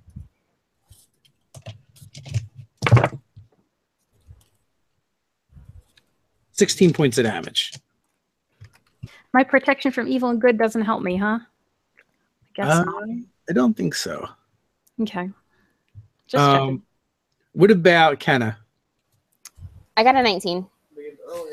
So you need 3 more saves. Oh. 8. Okay. Keep going. I just rolled a 2, so 4. The worst. And another 4. Wow. Man. Well, this is probably going to hurt Ken a little bit. Yep. And that.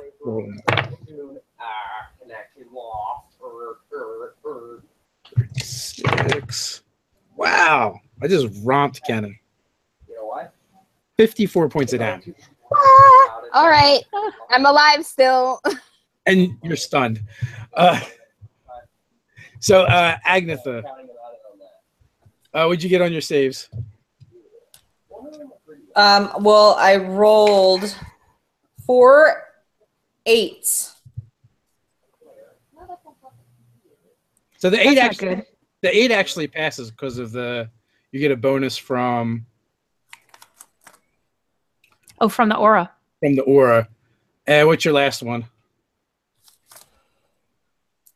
A 4. You got 2 4s?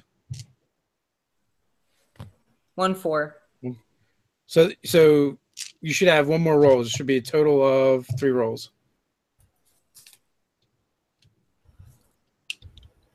And 11. Okay. So you take the damage 1 time, but you are stunned for that was actually a pretty good roll. 20 points. And rage does not help you on this because it is actually psychic damage. Right. That's what I figured. Can I cast Hellish Rebuke against one of the guys that tried to attack me? You absolutely can. You can even make it the injured one if you like. I'll go for that. He takes 15 points of damage and he is engulfed in flames. Okay. Is there a save or anything for that? Yes. The DC is 15. If he makes it, he takes half damage. He does not. So, so he is engulfed in flames. He starts howling.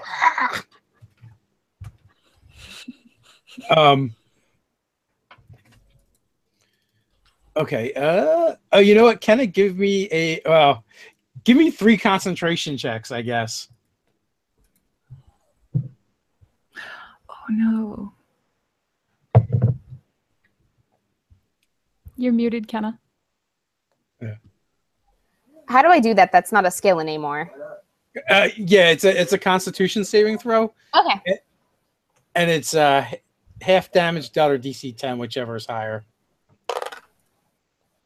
8, 10, All and right. 14. Good enough. Yeah. So the silence is gone. So the 3 of you are kind of reeling, and the paladin is up. So I was stunned through my turn. Oh yeah, but give me another saving throw. Wisdom again? Yes. A 5. Oh, yeah. All right. Kat, you're up. Can I use my inspiration to try and get out of it? Yes, you can absolutely use inspiration. A 5. Yes. You double 5'd. Yep. That's the way of inspiration. Yeah. Sam, give me another saving throw to see if you can shake off your stun.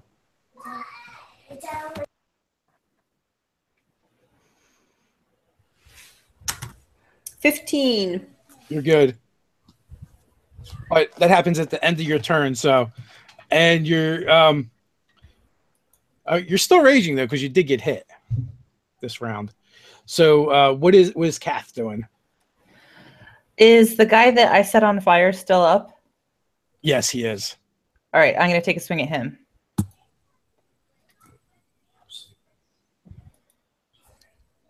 I can do math. 15 damage, another 15 damage. Oh yeah, you basically send him flying. All right, and I'm going to attack another one. And I'm trying to like attack a path through towards Kenna and Deneen. Okay. 25 to hit. Oh yeah, connect solidly. And I'm going to dump a level 3 smite on this idiot because I'm not playing around anymore. So initially he gets 15 points of damage and then another 28 with my smite. Oh yeah, it explodes in radiant energy. I'd give a little Mrs. Doubtfire, help is on the way. Cool. Okay. And that's my turn. All right. There's so much writing in the chat. Sorry. No worries. And so you get over to them. That's my bad. You get over that to them, and so now Megan can make your saving throw. Okay, so is this con or whiz? This is wisdom, but you have an extra +3 now because Kath is near you. 10. Is that including the 3? Yes. Oh. Your mind is still reeling from the psychic assault. And so with that, the I believe there's 9 of them left. And they begin kind of like circling and beating their chest and snarling at you guys. And 3 of them will rush in towards Agnetha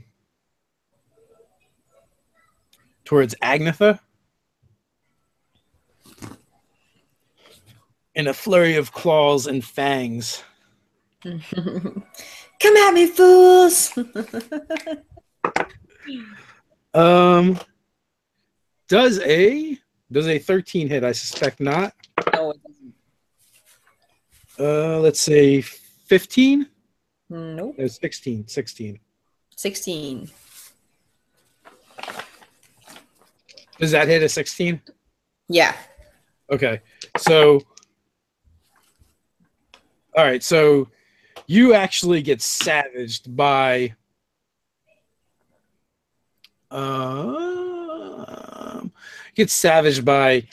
two of these creatures as they come in with a biting and clawing.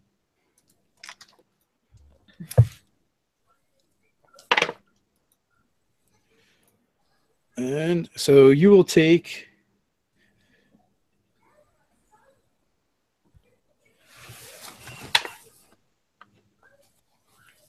18 points of damage, and that's physical damage, so you're only going to take half. Wonderful, thank you. And then dropping in from the trees, another trio will go after Kath.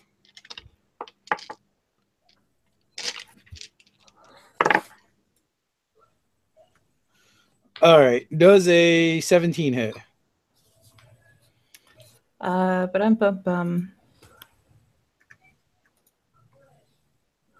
Yes. Okay. All right. So a flurry. You received the same treatment. A flurry of claws and fangs.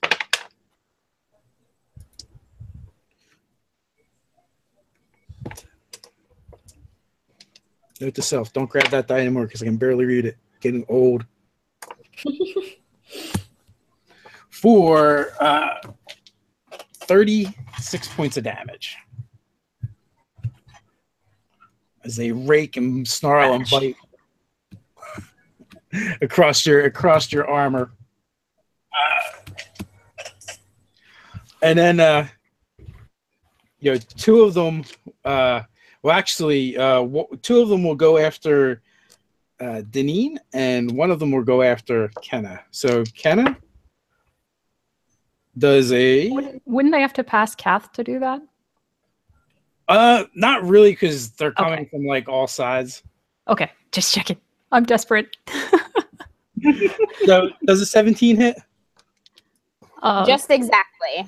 All right, so 6 points of damage as one of them runs up and bites your calf. Still not down. And then,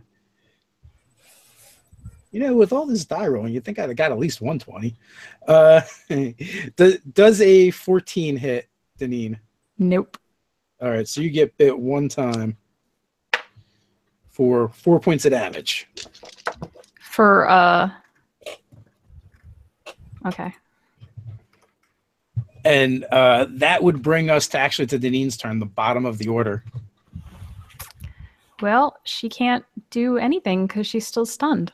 Oh, that's right. Make a saving throw. That's what she can do. Yeah. And you get a 7. A 10. Still stunned. Yeah. You were just like reliving your worst memories as you sit there reeling. Now we're back at the top of the order, so Kath and Agnetha are up. Take it away, Agnetha. Okay, so I've been attacked, and I'm going to just fight back at this point. I believe it's my best option. She is going to. I guess I can do my Great Weapon Master upon the next monkey that I'm. Yeah, they seem pretty easy to hit. They're probably not going to be worth it, huh? Okay, well I'll just attack him then. And... No, that actually means it is worth it. The opposite. Oh, it's worth it then. Okay, so if I could basically kill them in one sweep, is what you're saying if I did that. Yes, or at least a better likelihood anyway. Ooh, the first one doesn't hit. Oh wait, but I'm adding. Okay, yeah, yeah, that one didn't hit. I rolled very low. So 16. 16 hits. Okay. And then 13 and okay. So 13 on my damage was 13. So that'd be 23 with your great weapon? Yes. Okay. Right, so then nearly plus 10 to my damage. So yes. Nearly cuts one in half. And you do have inspiration if you decide you want to use it on the miss. Save that would be saves. Let's do that. Yeah. Inspiration to my damage or my roll? To your attack roll. You let you reroll the attack roll. Ooh. I got a 7. What's the total? That was the total. Oh. Yeah. So this guy's got to make his saving throw, and he does barely. The vines start growing out from your glaive when you strike him. He's able to actually shake them off. And Kath is up.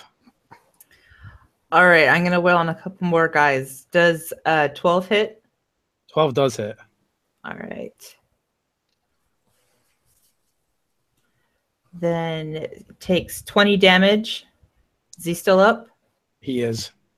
All right, then I'm going to dump a level 2 smite on him for another 21 damage. Oh, yeah, it totally like caves in his chest. Kaboom! And then I'm going to take my second attack here on the next one. 21 to hit for 16 damage, and I'll dump a level 2 smite on him as well for another 16, so 32 total. He obliterates another one. She's just raining rust with her hammer as she's mowing through these very jerky things that are attacking her and her friends. So there is now 7 of them left, and Megan is up. Kenna. Okay, let's try this again.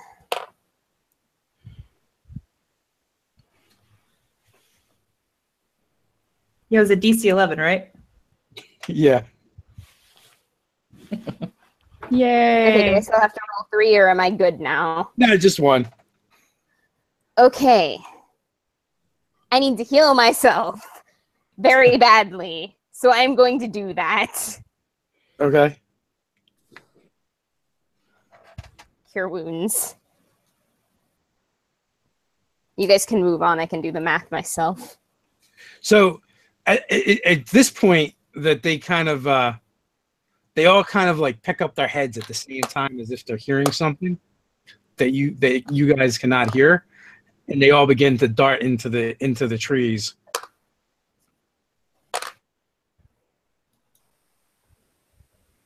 Do we get any attacks of opportunity on them? You and Agatha can take an attack of opportunity. Yes. Okay, that sounds good. Let's do that.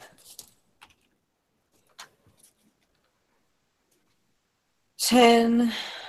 So that's a 10 to attack.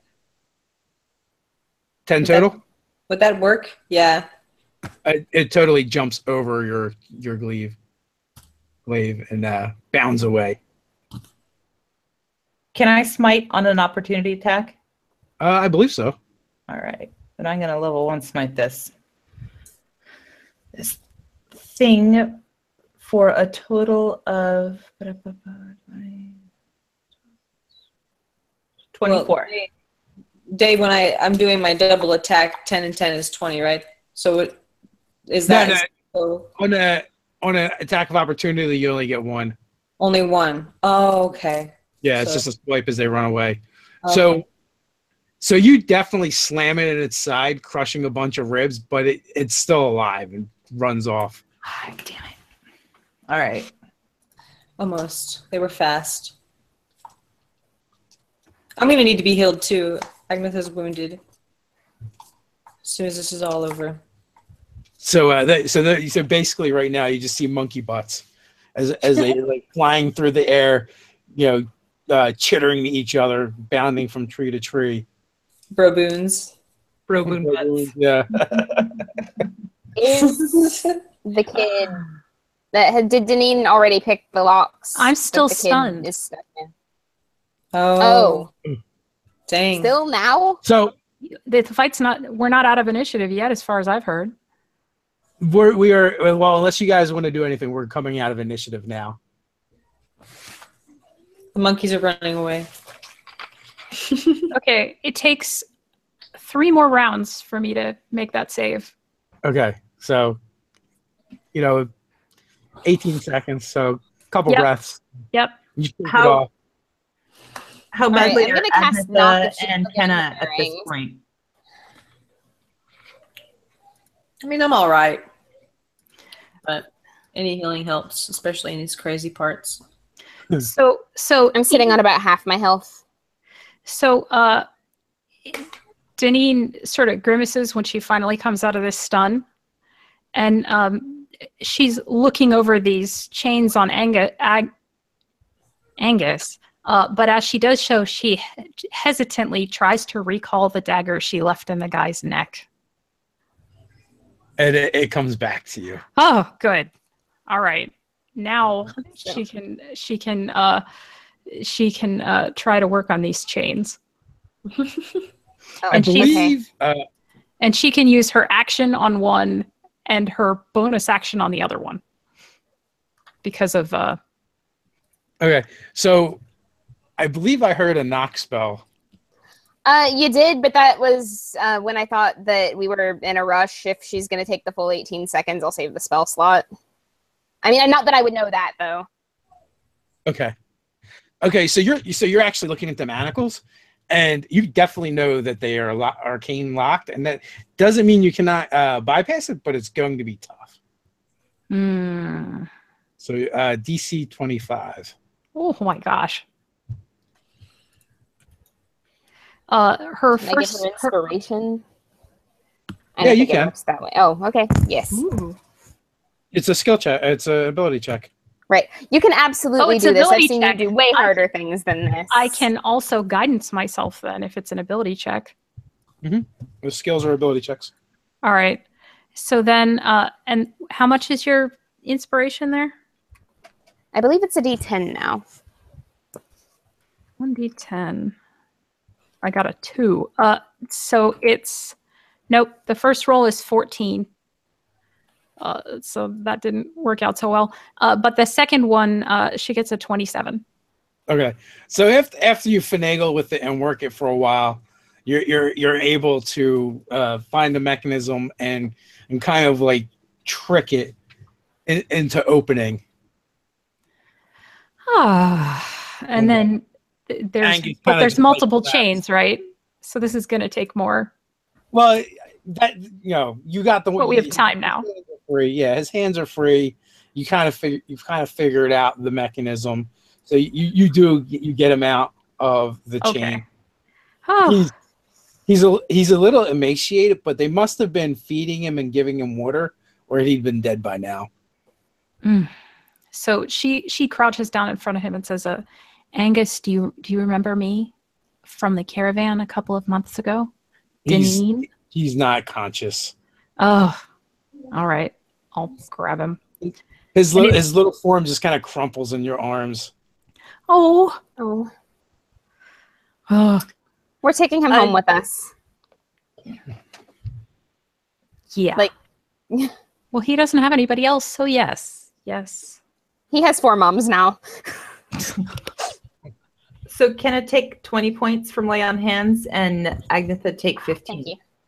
Thank you.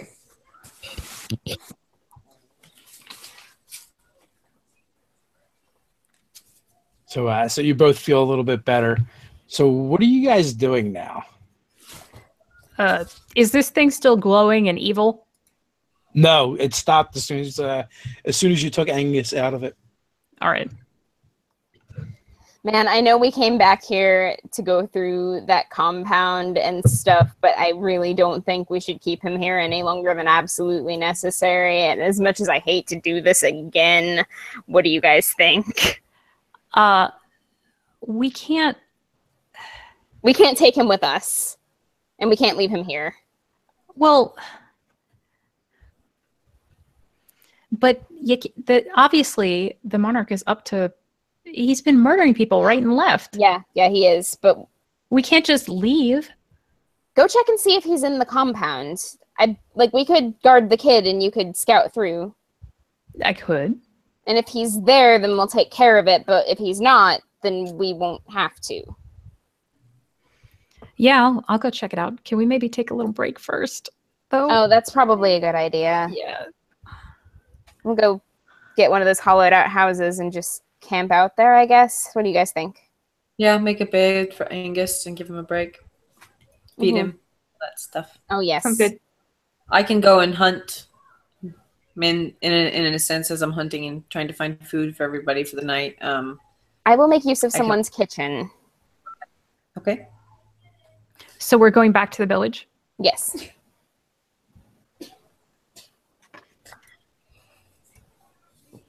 Probably the best thing that we can do is Well, actually, the barge would still be there too. Like, you saved Parak's ship, so he kind of like would have hung out if you had asked him to. Yeah, if there's anything else we need to find out, or if we want to just go back to the ship, that's something we can. In that case, we could always just leave him with Parak while we go do the thing. That's true. We could send him back to Gryphongaffe even, or leave him on the ship. Yeah, he'd be safe on the ship, I think. Unless somebody comes to the village because of all the smoke. Right. We'll go around the village, go to the boat, I guess see what's going on in the village. But regardless, we're going to need more information before we can make a decision. Let's tell Parak that if there's any kind of trouble, he should just take off and come back a day later. Mm-hmm. Sounds like a good plan.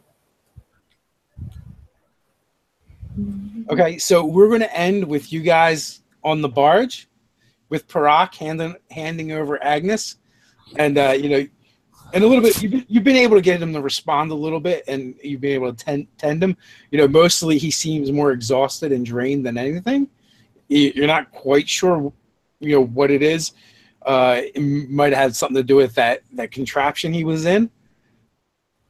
But we will pick things up next week from you guys on the barge, handing over Agnes. He's doing a little bit better. Since you saved Parak's ship, he's more than willing to hang out and do whatever you guys want.